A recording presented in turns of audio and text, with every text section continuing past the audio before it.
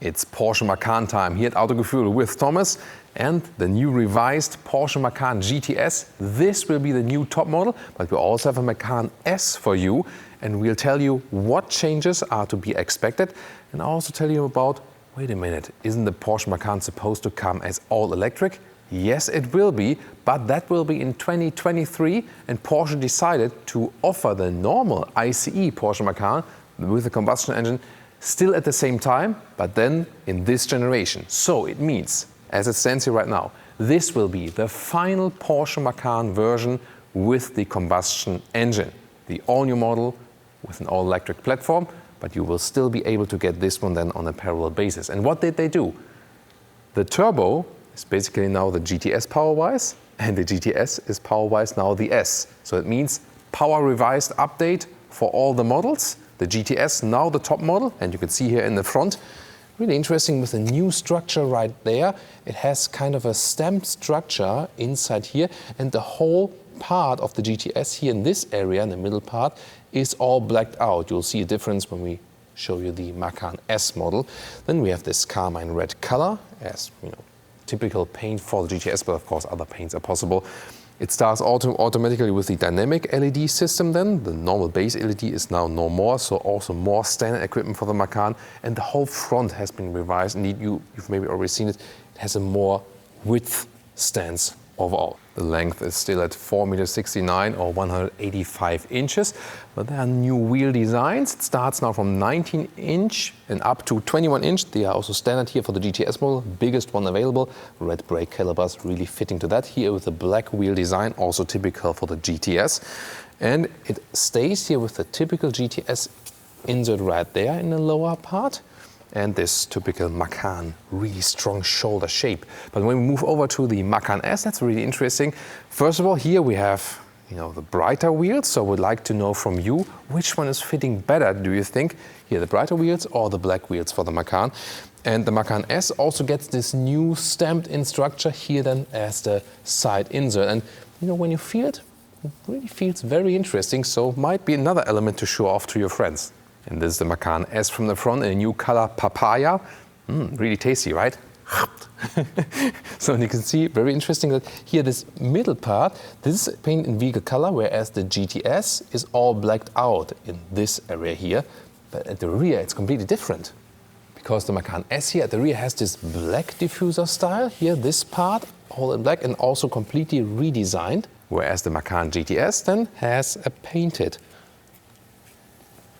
spoiler right here, and then once again the lower part is in black again and with the stamped structure. And sports exhaust, you can see it here in black styling. Real exhaust, no fake at all, 4 pipes overall. I would say, let's listen.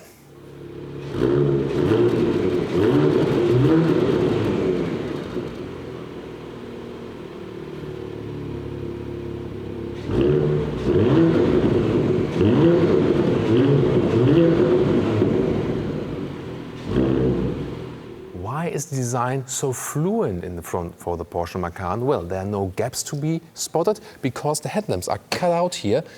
Really spectacular, of course, when you open the hood then. And the turbo is no more. The GTS is now the top model. 2.9 liter V6 bi-turbo, now with 440 horsepower, 60 horsepower plus, so massively more power. And the acceleration figure will be less than 4.5 seconds. And the Macan S will now also get the 2.9 liter V6 bi-turbo. That's also big news. Also with a horsepower upgrade now at 380 horsepower. Less than 5 seconds is the acceleration figure right here then. And also the base engine, the 2 liter 4-cylinder, will get a horsepower upgrade now at 265 horsepower. And then approximately 6.5 seconds will be the acceleration figure. And if you say like, 4-cylinder in the Porsche Macan, 2 liter, it's a Golf engine. Yes, but the thing is, most Porsche Macan worldwide will be sold with this engine, even most Porsche overall. It's the Porsche Macan with the 2 liter 4-cylinder because of the big Chinese sales. Suspension-wise, next to the adaptive suspension, you can also get an air suspension. It is standard here for the GTS, and then with a sporty setup to the GTS, even sportier now, top-of-the-line sports model. And this is the car key, typical Porsche car key, always beautiful, this 911 form. door closing sound. Yeah, it sounds quite solid. And the GTS is once again defined by the use of microfiber. And they now call it race tex because it's not supplied by Alcantara anymore, but it also fits really nicely. Then he has a brushed aluminum insert. So race tex now for the Alcantara or microfiber, and sport tex would be a fabric surface, and the base seat would be sport tex fabric on the inside and the leatherette on the outside. So the base seat in all the Macan, both for Macan and Macan S, is animal free. That's good news, definitely cool. This here GTS seat, then the microfiber race tex on the middle part, and the outside is animal skin. So if you want to go animal free, then the GTS is not for you, then you go for the Macan S, but as I said, meanwhile also the same base engine. You can also get the steering wheel for all models here in the race tex microfiber. So this would be a way to get the Macan completely animal free. That's pretty cool. Even the shifting lever then is in this case with the race tex, again also available for the other Macan models. Getting inside, it's not the biggest SUV. That would be the Cayenne, the bigger brother of course. Putting the key on the left side is always pretty cool and unique. But you already have a grown-up SUV seating position here with a lot of adjustment here for the front, for the side parts and so on. So everything adjusted electronically. New steering wheel from 911 inspired style here also with the screws. Then you could also lift it up here like this. So once again, super sporty atmosphere. Oh, they've done something to the infotainment system. Let's take a closer look. Here we go with the cockpit overview, and you can see here in the 10.9-inch infotainment system, they have removed some of the hotkeys. They are now inside the software, so more deals to the software itself. But gladly they kept some buttons. For example, here the manual volume knob, and here also on the right side a knob to zoom in and out. So that's good. And also the climate unit here is still available with the manual control. And there's more analog stuff because the sports chrono clock here, there we go, is now standard also on all base models. That's good. And here we have, as I mentioned, the new shifting lever. It's a little bit shorter and sporty and thicker somehow. And when you have this option, or in the GTS, also then with the race tex microfiber for a very good grip. Here then a lot of capacitive controls, but with haptic feedback. For example, also for the exhaust. We've shown that to you earlier. And then cup holders are adaptive like this. Yeah, this is probably the smoker's package, but I mean, I don't care if you smoke or not, but don't do it in a car. Or what do you think? And here also a nice microfiber cover for the armrest, can be put up and down like this. And then we have a USB charging station, but also inductive charging. Infotainment, really wide display, and see here, responsiveness actually also quite okay. Then take a look at the car menu. This is always very interesting because you can check some vehicle options and with nice visualizations here inside. And then the Apple CarPlay, integration like this. And sound check of the optional Burmester sound system. Whoa, this has really a great depth to it. Nice. Instruments, classic analog in the middle part, red background then from the GTS models. And on the right side you can switch around the views right there and also have this GPS integration like you've seen. There we go. But the all-wheel drive distribution is always very cool to see as well, like this. And switching the driving modes possible at the steering wheel with a knob, and then you can also see the modes right here. And short comparison to the Macan S interior. First of all, we have these seats in here. They're a little bit more open, so not as sporty as the GTS seats. And let me take a seat right there to test it really. How's the difference? This seat then here is available, as I said earlier, with the Sport Tex fabric on the inside and the leatherette on the outside. Not in this case here as we see it at the moment.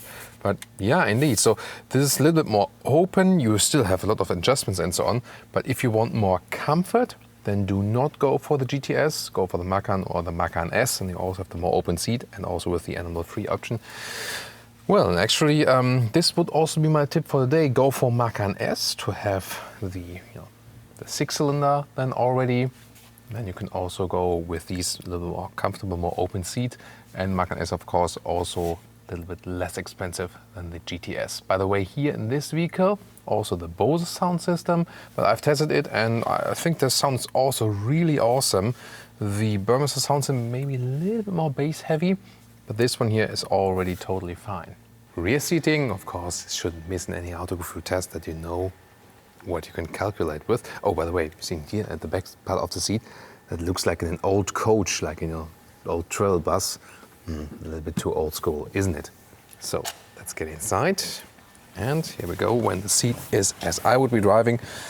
It works for 4 tall adults, one weighs 86 or 6'1", and headroom also in the rear, yeah, gets close, but also still works barely. So yeah, once again, for 4 tall adults, it works. Also not too much, not too plentiful of space. I also have the Racetex microfiber inserts here. Oh, you can also comp it in 2 different directions. Oh, good boy.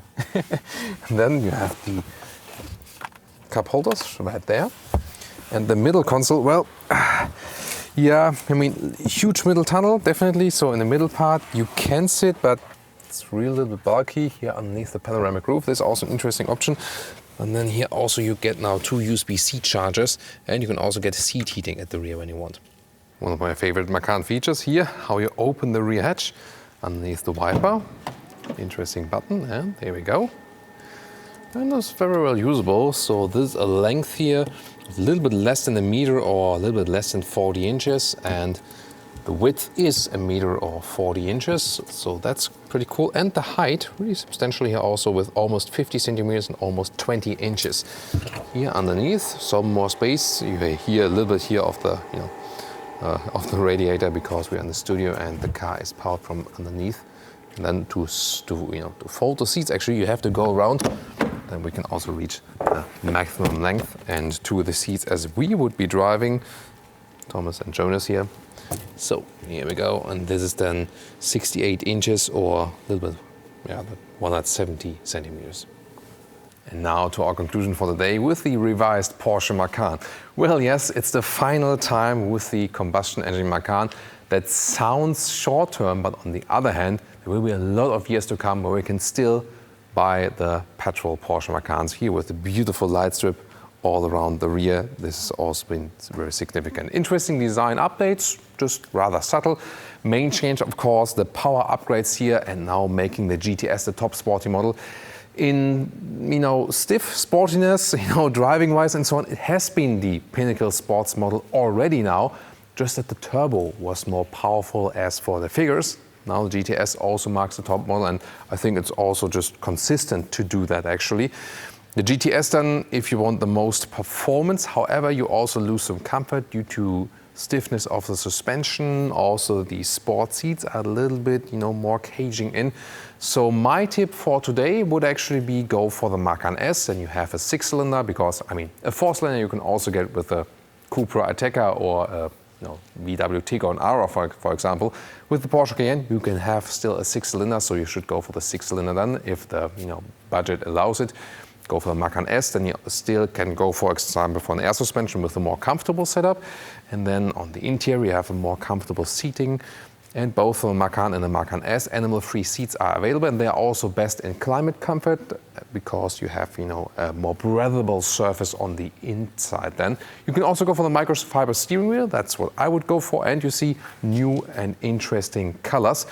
Overall, if you think about the future of the Macan, when in 2023 the all-electric Macan will arrive, on the one hand, this model will then be, somewhat outdated. On the other hand, it delivers what it's already delivering right now, and that is a great sporty driving fun for a compact to mid-size SUV, depending on the definition. So a very well usable vehicle, not that bulky as we know from Porsche Cayenne, for example, and really a lot of sporty driving fun. And why not selling this model then here as it stands right now for the next couple of years? Still, the majority of Porsche customers will still go for this one. What's your take on that? Would you go for an all-electric Porsche Macan, or would you rather keep the old one? And what do you think about this transition strategy? Looking forward to see you in the discussion.